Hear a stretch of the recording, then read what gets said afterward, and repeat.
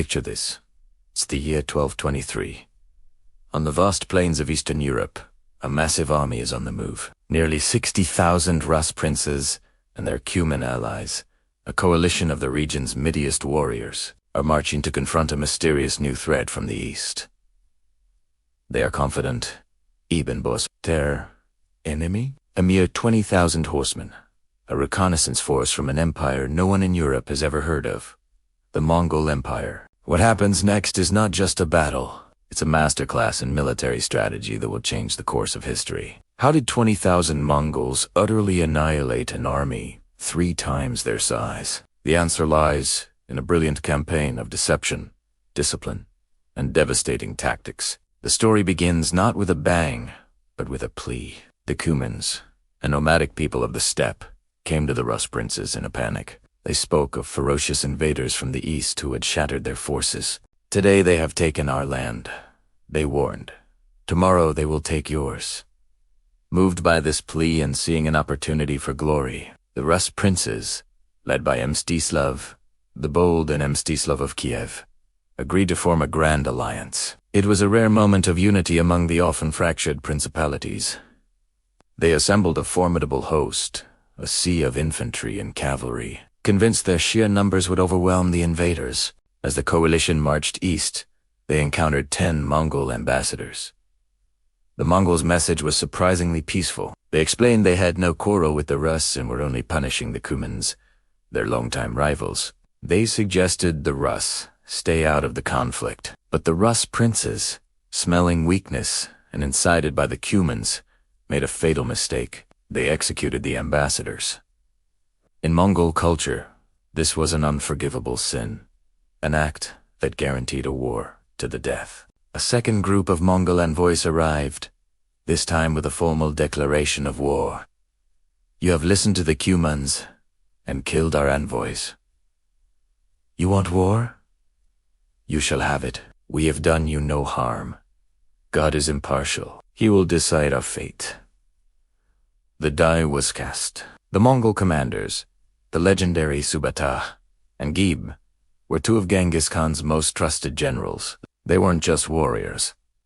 They were strategic geniuses. Facing an enemy that vastly outnumbered them, they knew a direct confrontation would be foolish. So, they devised a plan rooted in one of their most effective and feared tactics, the feigned retreat. As the Rus and Cuman army advanced, they met a small Mongol vanguard. A brief, fierce skirmish erupted, and the Mongols broke and fled. Mstislav, a bold true to his name, saw this as a sign of Mongol cowardice. He ordered a relentless pursuit, his cavalry charging forward, leaving the slower Kievan infantry far behind. For 9 long days, the chase continued. The Mongols would occasionally turn to fire volleys of arrows, luring the coalition deeper and deeper into the steppe, stretching their supply lines and exhausting their men and horses. The Rus army, once a unified force, was now strung out over miles of open terrain. The Cumans and the forces of Mstislav, the Bold, were in the lead, while the large contingent from Kiev, led by Mstislav of Kiev, lagged far behind. This was exactly what Subutai and Jebe wanted. They were choosing the battlefield. Finally, on the banks of the Kalka River, the Mongols stopped running. They turned to face their pursuers. The Cumans and the forward Rus detachments, tired but eager for a decisive victory, charged headlong into what they thought was a desperate, cornered foe.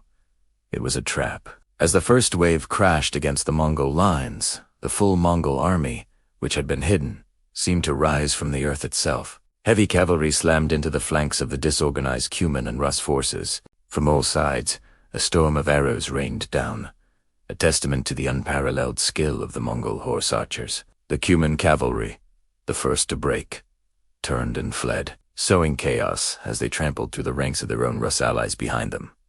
The battle turned into a slaughter. The coalition's vanguard, which had been so confident just moments before, was enveloped and systematically destroyed. Mstislav, the Bold, and his men fought bravely, but they were hopelessly outmaneuvered and surrounded. He barely managed to escape with a fraction of his force. But what about the rest of the army? Mstislav of Kiev and his 10,000 soldiers had just arrived at the Kalka River.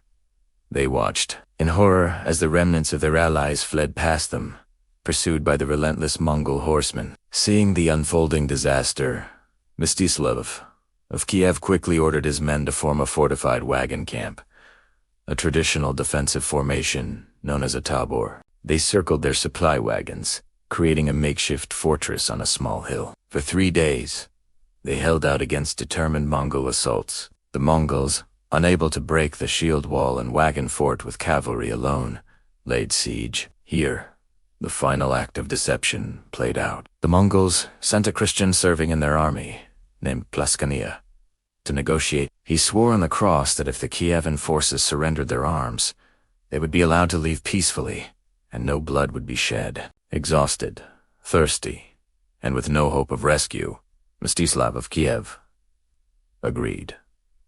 It was his last and greatest mistake. As soon as the Rus warriors laid down their weapons and emerged from the camp, the Mongols fell upon them. The unarmed soldiers were massacred. What happened to the captured princes, including Mstislav of Kiev, was a grim reflection of the Mongol code. To fulfill the promise that no blood would be shed, Roya blood derista. Princes were rolled in carpets and placed on the ground. The Mongol commanders then built a large wooden platform on top of them and held a victory feast. The princes were crushed to death beneath the weight of the celebrating victors, a brutal end to a disastrous campaign. So, how did they do it? It wasn't magic. It was superior strategy, communication, and discipline. First, intelligence and deception. The Mongols used the feigned retreat to lure their enemy into a trap, control the terrain, and dictate the terms of engagement. They turned the Rus army's greatest strength, its size, into a fatal weakness, by stretching it out and defeating it piece by piece. Second, unified command. While the Rus army was a loose coalition of rival princes with poor coordination, the Mongols operated under the singular, brilliant command of Subutai and Jebe. Their soldiers were a cohesive unit, drilled to perfection. Every man knew his role. Third, superior tactics and equipment. The Mongol composite bow outranged its European counterparts, allowing them to inflict casualties from a safe distance. Their combination of light horse archers for harassment and heavy lancers for the decisive charge was devastatingly effective. They were a professional army, fighting against a semi-feudal levy. The Battle of the Kalka River was more than just a victory. It was a terrifying announcement. It demonstrated the sheer military genius of the Mongol war machine. Although they would withdraw back to the east shortly after this battle, it was only a reconnaissance in force. 15 years later, the Mongols would return, led by Subutai himself, to begin the full-scale invasion of Europe, a storm that would change the continent forever. The lessons of Kalka had been written in blood, but for Europe, the deadliest test was yet to come. Thanks so much for watching. If you found this dive into military history fascinating, be sure to hit that like button and subscribe for more stories of epic battles and brilliant strategies. Let me know in the comments what other historical events you'd like to see covered. See you in the next video.